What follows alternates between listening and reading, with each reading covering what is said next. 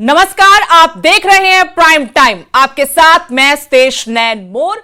हरियाणा विधानसभा चुनाव का बिगुल बज चुका है। प्रदेश की 90 विधानसभा सीटों पर उम्मीदवार उतारने के लिए सभी राजनीतिक दलों में मंथन का दौर जारी है, लेकिन बसपा को छोड़कर किसी भी दल ने अभी अपने उम्मीदवारों के नामों की घोषणा नहीं की। बसपा ने 4 उम्मीदवारों के नामों का ऐलान कर दिया है। भारतीय जनता पार्टी और कांग्रेस ने अभी अपने पत्ते नहीं खोले हैं। इस बार दोनों ही दलों के लिए टिकट बांटना टेढ़ी खीर साबित हो रही है।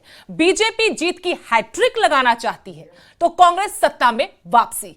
ऐसे में दोनों ही दल नहीं चाहते कि टिकट बंटवारे से किसी तरह का नुकसान हो या फिर गलत संदेश जाए और बगावत हो जाए। कांग्रेस में 90 सीटों के लिए 2500 से ज्यादा आवेदन आए हैं। ऐसे में कांग्रेस के लिए भी टिकट बंटवारा इतना आसान नहीं है। टिकट किसी एक को मिलना है और दावेदार कई हैं। बगावत का डर भी है। ऐसे में सभी सियासी समीकरणों पर विचार करने के बाद ही उम्मीदवारों के नाम का ऐलान होगा। कुछ ऐसा ही हाल बीजेपी का है। बीजेपी भी फूंक फूंक कर कदम रख रही है। पार्टी ने लोकसभा चुनाव में 5 सीटों का नुकसान झेला है। विधानसभा चुनाव में पार्टी नहीं चाहेगी कि किसी भी तरह की गलती हो, लेकिन एक बात यह भी है कि दोनों ही दल एक दूसरे पर नजर बनाए हुए हैं। टिकट नहीं मिलने पर नेताओं की नाराजगी, बगावत का खतरा कम करने के लिए दोनों ही दल एक दूसरे के उम्मीदवारों के नामों के ऐलान का इंतजार कर रहे हैं।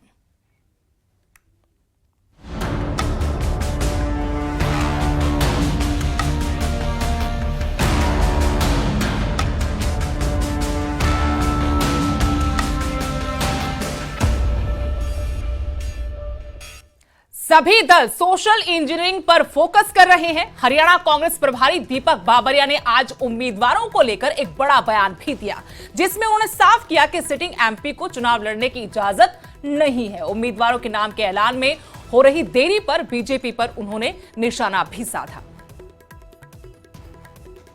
काफी सिटिंग एमपीज भी इस बार चुनाव में आना चाहते हैं, चाहे शैलजा जी हो या किसी को सुरजेवाला। इजाजत नहीं दी जाएगी। बस जो है मैं समझ रहा हूँ कि काफ़ी अच्छी तरह से चर्चा हो रही है। सिलेक्शन की रेंज भी इनके पास जो कमेटी के पास बड़ी हो रही है, और जो 2500 जो आवेदन आए थे उनका भी इंटरव्यू है। उनमें से भी एक शॉर्ट लिस्ट कल परसों मेरे पास आएगा। उनमें से भी कई नाम जो है निकाल के जरूर से हमारे चेयरमैन साहब के सामने रखेंगे। लोकसभा या राज्यसभा के सांसद हैं, उनकी जो दावेदारी आएगी तो कमेटी का रुख तो वो रहेगा कि जो है they should focus on the campaign instead of contesting.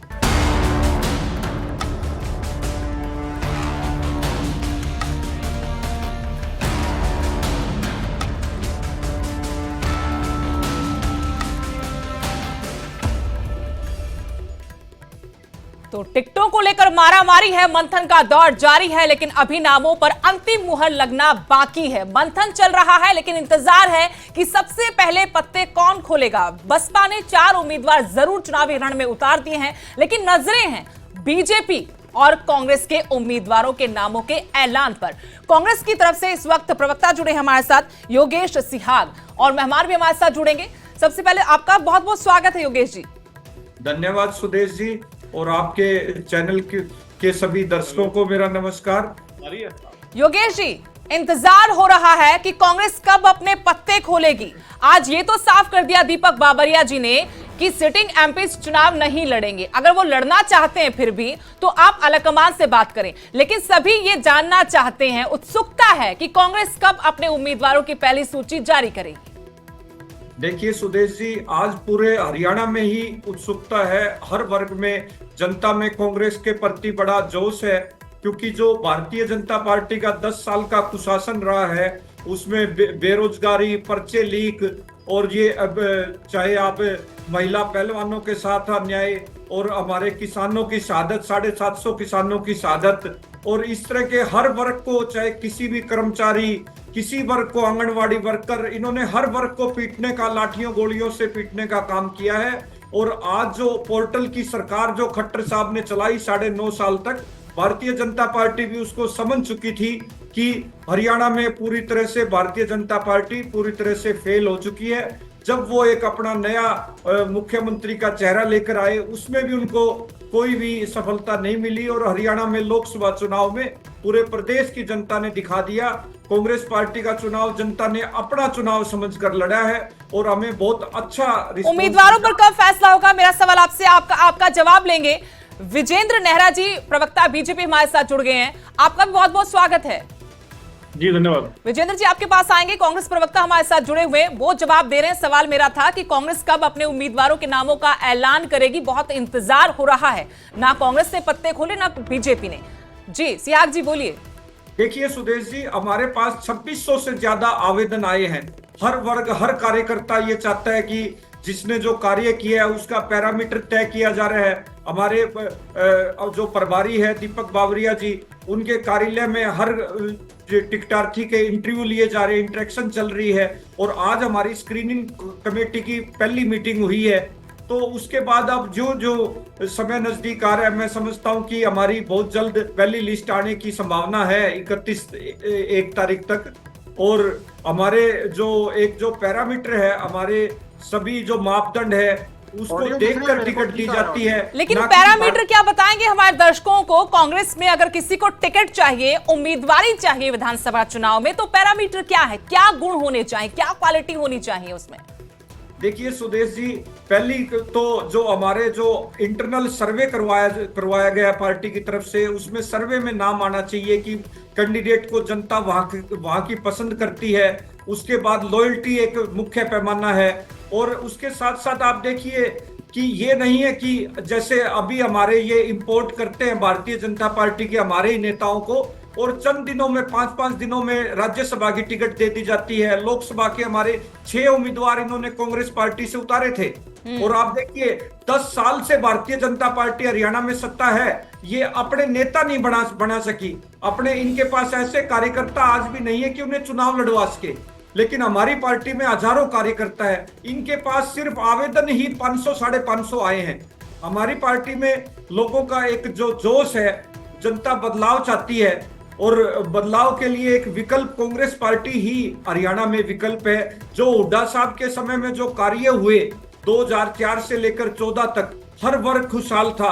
हर वर्ग की, किसानों की, हर वर्ग की जीरी तक हमारी जहाज में गई है और हर फसल के भाव दिए हैं। ना कि इनकी तरह किसानों को लाठियों गोलियों से पीटने का काम नहीं किया। हमारी सरकार में कोई भी बड़ा किसान आंदोलन नहीं हुआ।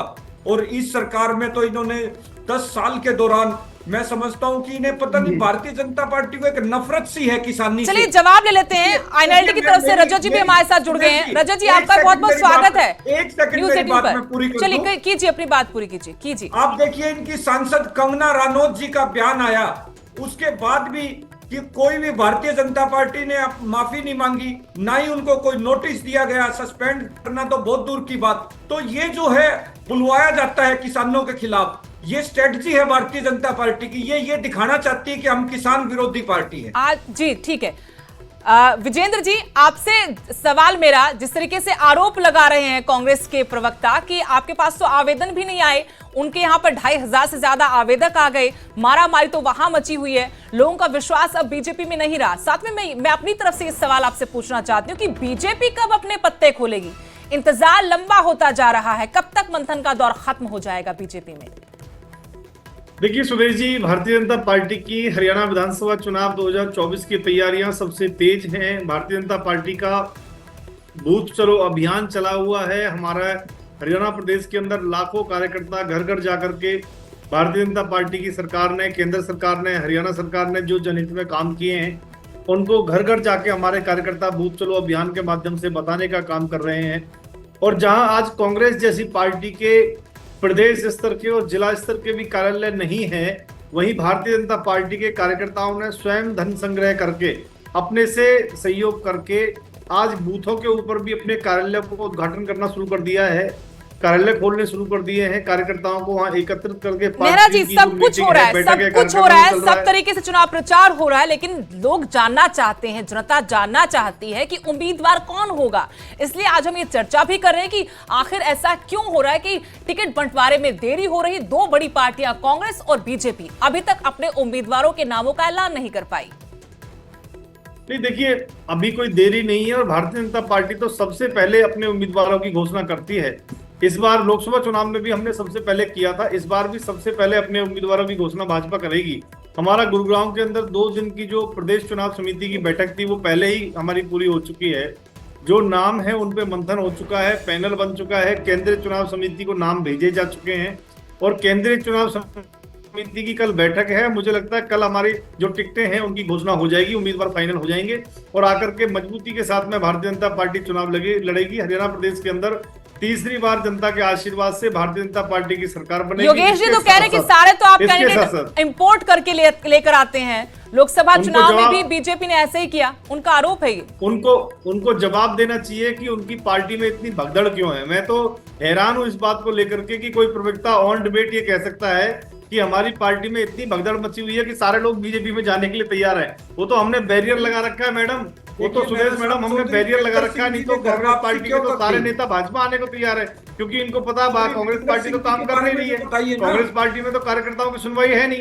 ये भारतीय जनता पार्टी है जहाँ छोटा सा कार्यकर्ता भी देश का प्रधानमंत्री बन सकता है, पार्टी का राष्ट्रीय अध्यक्ष बनता है और प्रदेश का मुख्यमंत्री से लेकर प्रदेश अध्यक्ष से लेकर तमाम बड़े दायित्वों के ऊपर भारतीय जनता पार्टी का एक सामान्य कार्यकर्ता जाता है। डंके की चोट पे एक बात कहना चाहूंगा सुदेश जी, ये भारतीय जनता पार्टी एक ऐसी दुनिया के अंदर सबसे बड़ी लोकतांत्रिक राजनीतिक पार्टी है जिसके अंदर वोटिंग करके अपने प्रत्याशी तय होते हैं। कार्यकर्ताओं से हम वोटिंग कराते हैं और जो कार्यकर्ता रायशुमारी बनाकर जिसका नाम पर्ची में लिख के देते हैं, जिसके नाम पे वोट करते हैं, वो भारतीय जनता पार्टी का प्रत्याशी बनता है। अभी हमारे हर जिले के अंदर, हर विधानसभा के अंदर लगभग 10 दिन पहले ही पार्टी के जिला कार्यालयों के ऊपर हर विधानसभा के अनुसार सूचीबद्ध कार्यकर्ताओं से वोटिंग करा के हमने एक कार्यकर्ताओं की राय। योगेश जी से जवाब ले लें। आपने कहा कि कांग्रेस में भगदड़ मची हुई। योगेश जी कुछ कहना चाहेंगे? रजत जी आपके पास आऊंगी इसके बाद, आपके पास आऊंगी रजत जी। 10 सेकंड में पिछले 6 महीना में कांग्रेस पार्टी के 100 से ज्यादा बड़े नेता भारतीय जनता पार्टी ज्वाइन कर चुके हैं। अभी आधे से ज्यादा कांग्रेस पार्टी के नेता लाइन लगा के लाइन में खड़े कह रहे कतार लगाकर खड़े, सुन रहे होंगे आप उनको। कतार लगा के खड़े हुए हैं और जवाब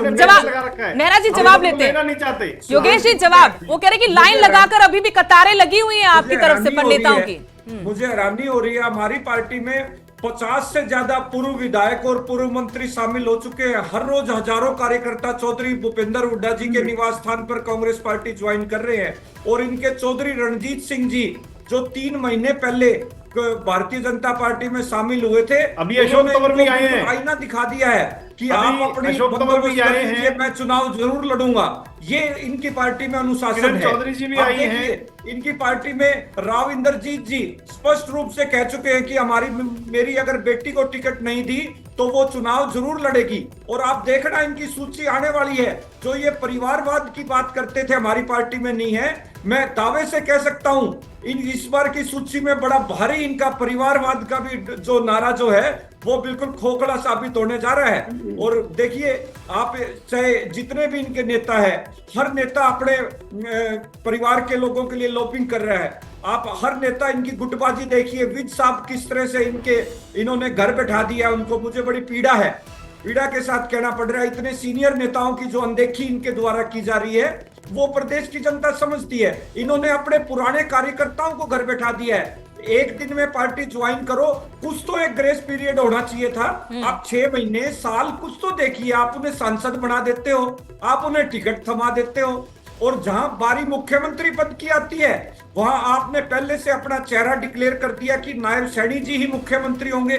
फिर विधायकों की राय का क्या महत्व है लोकतंत्र में? जब आप पार्टी जनता अपना विधायक चुनती है, आपकी पार्टी में विधायक की राय का क्या महत्व है? आपने पहले से ही नायब सैनी जी को डिक्लेयर कर दिया और जहां दक्षिण हरियाणा से आपकी 15 से 16 सीटें आती है जो राव इंद्रजीत जी आपकी पार्टी में 2014 में आपको सत्ता में लेकर आने वाले थे, उनके साथ भी आपने न्याय नहीं किया है और वो दक्षिण हरियाणा की जनता समझ रही है अच्छी तरह से। और देखिए चाहे आपने उनको केंद्रीय मंत्री, राज्य मंत्री का दर्जा उन्हें रखा हुआ है, वो अपनी पीड़ा बता चुके हैं। तो सुदेश, लेकिन ये सारे बड़े चेहरे गए भी तो कांग्रेस से, वो ये आरोप लगाकर गए कि अनदेखी हुई कांग्रेस में। आएंगे एक बार रजत जी को भी शामिल कर लेते हैं। रजत जी, आईएनएलडी कब तक अपने उम्मीदवारों के नामों पर मुहर लगाएगी? आपकी सहयोगी पार्टी बसपा ने तो 4 उम्मीदवारों के नामों का ऐलान कर दिया। ये आखिरकार मंथन का दौर इतना ज्यादा खिंच क्यों गया है? क्या आप लोगों को उम्मीद ऐसी है कि बीजेपी कांग्रेस जब अपने उम्मीदवारों के नामों का ऐलान करेगी तो वहां से नाराज जो दावेदार हैं उनको एडजस्ट किया जा सके पार्टी में, या कोई और रणनीति है? देखिए, बड़ा अच्छा प्रश्न किया आपने। कम से कम आप भी ये मानती हैं कि कांग्रेस में जो ये कह रहे हैं कि हमने 50 से अधिक पूर्व विधायकों को, और अभी भी जो ये कह रहे हैं कि दावा कर रहे हैं, तो आप ये भी मानती हैं कि वो नाराज होकर इनका खेल बिगाड़ेंगे? और जहां तक आपका प्रश्न है उसका उत्तर मैं दे दूं कि सबसे पहले इंडियन नेशनल लोकदल ने ही अपने प्रत्याशियों की घोषणा करी थी। 9 प्रत्याशी जो हैं इनेलो और बसपा का जो हमारा गठबंधन है उसके उम्मीदवार जो है वो हम घोषित कर चुके हैं। अगर कहें तो मैं आपको नाम दे देता हूँ। एलनाबाद से अभय सिंह जी चौटाला। औपचारिक ऐलान अभी होना बाकी है लेकिन इन सीटों पर आपको औपचारिक ही बता रहा हूँ। अगर आपने ये प्रश्न कर ही दिया है तो मैं तो घोषणा कर रहा हूँ, ये पार्टियां बता नहीं रही हैं, मैं तो कर रहा हूँ। महेंद्रगढ़ से श्री सुरेंद्र कौशिक जी, यमुनानगर से श्री दिलबाग सिंह जी, रानिया से अर्जुन जी चौटाला, बहादुरगढ़ से हमारे प्रदेश अध्यक्ष जो रहे हैं पूर्व प्रदेश अध्यक्ष राठी जी, उनके सपुत्र जितेंद्र राठी। अटेली से हम अतरलाल ठाकुर जी को देंगे, ठाकुर अतरलाल जी को, जो बसपा के रहेंगे। असंध से गोपाल सिंह राणा जी रहेंगे। जगाधरी से दर्शन सिंह जी रहेंगे। नारायणगढ़ से हरबिलास रज्जू माजरा जी को जो है और टिकट का ऐलान जो है इंडियन नेशनल लोकदल और बसपा के जो साझे गठबंधन है उसने कर दिया है। अभी यहाँ बात हो रही थी, बड़े दिलचस्प टॉपिक के ऊपर बात हो रही थी, परिवारवाद पे बात हो रही थी। तो और भाजपा के प्रवक्ता से शुरू करते हैं। इन्होंने कहा बैरियर लगा रखा है, हम किसी को नहीं ले रहे। तो ये बैरियर आपने किरण जी के लिए कब खोल दिया? आप तो बड़े साधारण सामान्य कार्यकर्ताओं की बात कर रहे थे, अभी बहुत बड़ी बड़ी छोटे किसान ऐसी ऐसी बातें कर रहे थे। फिर आपने ये बैरियर पहले कुलदीप जी के लिए खोल दिया था, फिर उससे पहले आपने ये बैरियर जो है वो कुलदीप बिश्नोई जी के लिए खोल दिया था।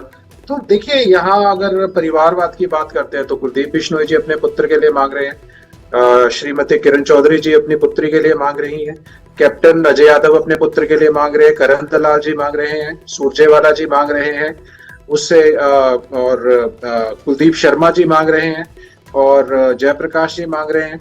तो ये तो सभी दोनों पार्टियों में ही अपने जो परिवारवाद की बात करी है, तो सारे के सारी पार्टियों में। तो ये अनोखी बात बैठ के तो ना करे ना या टीवी चैनल के ऊपर। और देखिए, दोनों ही पार्टी जो है, चाहे भाजपा है चाहे कांग्रेस है, दोनों पार्टियों ने मिलकर इस देश का और प्रदेश का भट्ठा बिठाने का काम किया है। सबसे ज्यादा राज इन्हीं पार्टियों ने किया है, कर्ज चढ़ाने का काम इन्होंने किया। हरियाणा के पढ़े लिखे जो नौजवान हैं उनको बोलते हैं कि इजराइल चले जाइए। आपसे किसी ने मांग करी थी, आपसे स्थायी नौकरी की मांग की थी, जो आपके 2 लाख पद खाली पड़े हुए हैं पक्की नौकरी के। आपने कहा नहीं, आपको पक्की नौकरी नहीं लगाएंगे, आप कच्ची नौकरी लगिए, आप कौशल रोजगार निगम में चले जाइए। वहां पहले तो आरक्षण खत्म किया, फिर मेरिट खत्म करी और अपने चहेतों को लगाने का काम शुरू कर दिया। और अब तो सुना है वहां पे भी पैसे लेके भर्ती कर रहे हैं, बिना सुविधा शुल्क ये कोई काम पूरा नहीं करते। आज युवा इतना निराश है, एनसीआरबी का डेटा क्या बोलता है कि आज 51 बच्चे, आसान है क्या कोई किसी का घर से जीव जाता है? 51 बच्चे रोज सुसाइड कर रहे हैं, 31 किसान रोज सुसाइड कर रहा है। नेशनल एवरेज क्या है सुसाइड की? हरियाणा की नेशनल एवरेज से भी 2% ज्यादा है। हर 5वें दिन एक बच्चा जो है ड्रग ओवरडोज से मर रहा है। नशा, क्राइम, बेरोजगारी, हर वर्ग को इन्होंने परेशान किया। इन्होंने लाठियां सरपंचों को, किसानों को, महिलाओं को, आंगनवाड़ी को, रोडवेज वालों को, डॉक्टरों को, किसके ऊपर लाठियां नहीं बरसाई इस वर्ग ने। विजेंद्र नेहरा जी से जवाब ले लेते हैं और मैं सवाल भी करना चाहती हूँ। विजेंद्र जी, भगदड़ को लेकर क्या अभी स्टैंड है? क्या भगदड़ मचने का डर है बीजेपी को, या फिर कांग्रेस को डर है, तभी वो अभी तक अपने उम्मीदवारों के नामों का ऐलान नहीं करे? दूसरा, रजत जी ने आरोप लगाया कि परिवारवाद से अछूती नहीं है, चाहे बीजेपी हो या कांग्रेस। वैसे तो सभी राजनीतिक दल इससे अछूते नहीं है, परिवारवाद तो हर राजनीतिक दल में है, चाहे किसी का भी आप उठा के देख लीजिए। लेकिन बीजेपी का स्टैंड इसको लेकर क्या है, जो कहती है कि परिवारवाद की राजनीति को खत्म करने के लिए हम आए हैं? देखिए सुदेश जी, भारतीय जनता पार्टी एकमात्र ऐसी पार्टी है जिसके अंदर सामान्य से सामान्य कार्यकर्ता भी बड़े से बड़े दायित्व पे अपनी मेहनत, काबिलियत से अपने काम को करते हुए आगे बढ़ सकता है। आपने पिछले चुनाव में भी देखा होगा, लोकसभा के चुनाव में, विधानसभा के चुनाव में, जो हमारे मंत्री हैं, जो हमारे सांसद हैं हरियाणा प्रदेश के अंदर, उनके पुत्र और पुत्रियों को चुनाव लड़ने का अवसर पार्टी ने नहीं दिया था।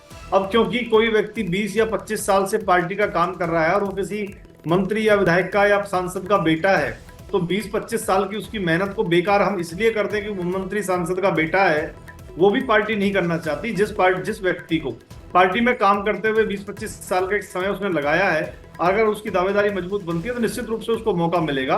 लेकिन हम इस तरह के तो परिवार जो आप लोग दूसरी पार्टियों पर, खासतौर पर कांग्रेस पर जो आरोप लगाते थे परिवारवाद के, फिर उनका क्या होगा? क्या जनता सवाल नहीं पूछेगी? तभी तो विरोधी सवाल पूछ रहे हैं आपसे कि आपके अंदर भी तो परिवारवाद हावी है। देखिए मैडम, अभी जिस तरह से इनेलो के प्रवक्ता साथी ने जो सूची गुनवाई, उनमें चौटाला कई बार उन्होंने जिक्र कर दिया है कि परिवार के जो लोग थे उनका क्या योगदान रहता है राजनीति में। कांग्रेस पार्टी के अंदर जिस तरह से पिता पुत्र की ये पार्टी बनकर रह गई है, राष्ट्रीय स्तर पे 1998 से लेकर 2024 तक सोनिया गांधी जी लगभग इनकी राष्ट्रीय अध्यक्ष रही हैं। तो परिवारवाद की परिभाषा वो होती है कि बिना योग्यता के, बिना पार्टी संगठन में काम किए, पिता या सांसद है या मंत्री है उसके लाभ लेते हुए और उनका जो पुत्र है या पुत्री है वो डायरेक्ट बड़े दायित्व में पहुंच जाए, वो परिवारवाद की श्रेणी में आता है। कोई व्यक्ति लगातार 20-25 साल से पार्टी की मेहनत, पार्टी का काम कर रहा है और वो टिकट का दावेदार क्यों नहीं हो सकता? बिल्कुल हो सकता है। और जहां तक कांग्रेस यानी बीजेपी को कोई परहेज नहीं है, अगर किसी नेता का बेटा बेटी टिकट मांग रहे हैं और पार्टी टिकट उनको देगी, उनको उनसे कोई एतराज नहीं है पार्टी को, किसी भी नेता को। सुदेश जी देखिए, मैं फिर वही कह रहा हूं कि किसी मंत्री का या विधायक का, सांसद का बेटा या बेटी कभी टिकट ले ही नहीं सकता। ये तो भारतीय जनता पार्टी के संविधान में नहीं है ना। हम तो ये कहते हैं कि भाई मंत्री, एक परिवार एक पद की बात तो हुई थी ना, एक परिवार एक पद, एक परिवार एक टिकट। नहीं, हाँ हम देते हैं, हमने पहले भी नहीं दिया, सारी पार्टियों ने दिया, हमने नहीं दिया। सारी पार्टियों में लेकिन अब आपको एतराज नहीं होगा। मैं ये पूछ रही हूँ, एक बार फिर साफ कर दीजिए दर्शकों के लिए कि अब क्या बीजेपी को एतराज नहीं होगा? आरती राव हो या तमाम दूसरे नेता हो, कुलदीप बिश्नोई, उम्मीदवारों को लेकर पैमाना क्या है? जिताऊ टिकाऊ, टिकाऊ पर बड़ा जोर है इस बार कांग्रेस का कि टिकाऊ उम्मीदवार चाहिए। मैडम भूपेंद्र हुड्डा, दीपेंद्र हुड्डा दोनों एक साथ चुनाव लड़ेंगे क्या? ऐसा नहीं था कि भूपेंद्र हुड्डा, दीपेंद्र हुड्डा दोनों एक साथ चुनाव लड़ेंगे क्या? या सांसद नहीं हो सकते? मैडम पूछिए जरा, भूपेंद्र हुड्डा, दीपेंद्र हुड्डा दोनों एक साथ चुनाव लड़ेंगे क्या? लेकिन ये लोग ये कहते थे कि हमारी पार्टी में परिवारवाद नहीं है, हम इस तरह से मौका नहीं देते, हम कार्यकर्ता को मौका देते हैं। आज प्रदेश की जनता देखने जा रही है, इनकी जो कल लिस्ट आएगी, आप उसमें इस आज की डिबेट पर पुख्ता मोहर लगने जा रही है। और दूसरा, मैं कांग्रेस की लिस्ट की बात कर रहा हूं, मैं ये बात दावे से आपके चैनल पे ये बोल रहा हूं कि कांग्रेस की सूची में इंपोर्टेड लोग नहीं होंगे, हमारे अपने लोग होंगे। और ये आज भी मैं एक दावा और करने जा रहा हूं, आज भी जो बहुत से लोग इनकी पार्टी में अभी तक शामिल नहीं हुए हैं, उन्हें भी ये पार्टी टिकट देने जा रही है। ये भारतीय जनता पार्टी का चरित्र है, ये भारतीय जनता पार्टी का अनुशासन है। ये देखिए, ये संस्कारित चलिए जवाब ले लेते हैं फिर। रजत जी, आखिरी सवाल मेरा आपसे होगा। जी विजेंद्र जी कहिए। देखिए, कांग्रेस पार्टी के जो प्रवक्ता हैं उनको ना कांग्रेस के बारे में जानकारी है, ना मुझे लगता है वो तैयारी करके आए हैं। भारतीय जनता पार्टी के बारे में तो वो ठेकेदारी ले रहे हैं। अरे अपनी पार्टी का तो बता दीजिए भैया, आप भूपेंद्र सिंह हुड्डा जी को, दीपेंद्र हुड्डा जी को एक साथ चुनाव लड़ाएंगे नहीं लड़ाएंगे? आपके पिता पुत्र की पार्टी बन के रह गई है कांग्रेस पार्टी हरियाणा प्रदेश के अंदर। बाकी सारे नेताओं का दम घुट रहा है आपकी कांग्रेस पार्टी में, नेता छोड़ के जा रहे हैं। आपके भूपेंद्र हुड्डा, दीपेंद्र हुड्डा जी ने सब लोगों को भगा दिया पार्टी से धीरे धीरे करके। देश में अगर कांग्रेस पार्टी की पहचान है तो माँ बेटे की पार्टी के कारण पहचान है।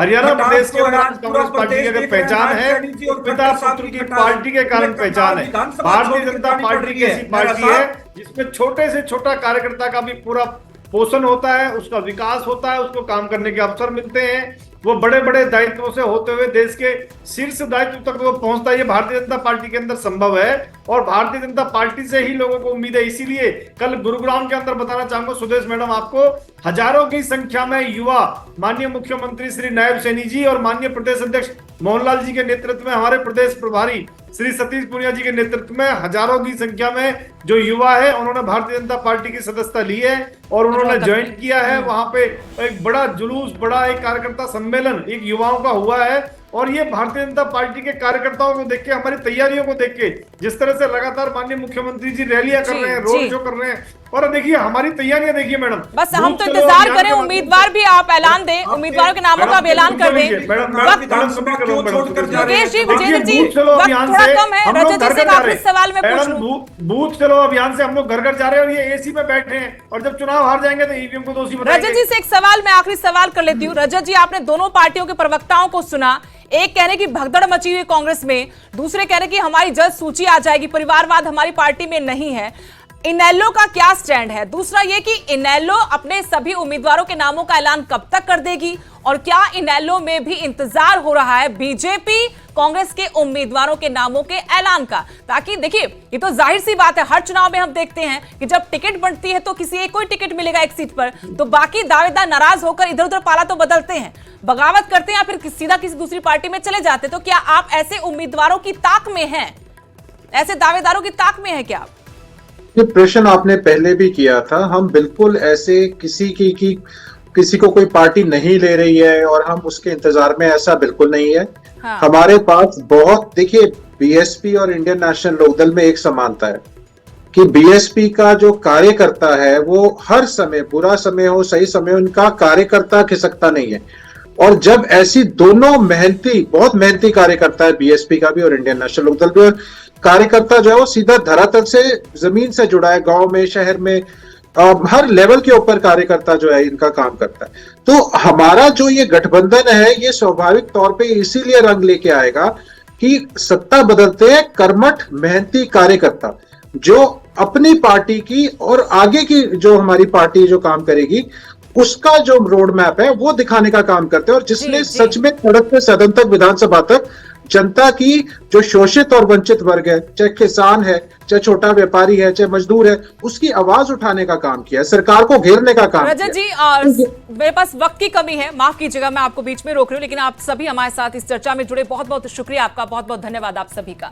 तो दावेदारी जताई जा रही है, लेकिन टिकटों के नामों पर अभी फाइनल मुहर लगना बाकी है। बीजेपी, कांग्रेस, जेजेपी या फिर आईएनएलडी, सभी का इंतजार यही है कि कौन पहले अपने उम्मीदवारों के नामों का ऐलान करे, कौन पहले पत्ते खोले, उसके बाद अपने चुनावी रण में उतरकर इस रण को फतेह किया जा सके। फिलहाल प्राइम टाइम में इतना ही। नमस्कार।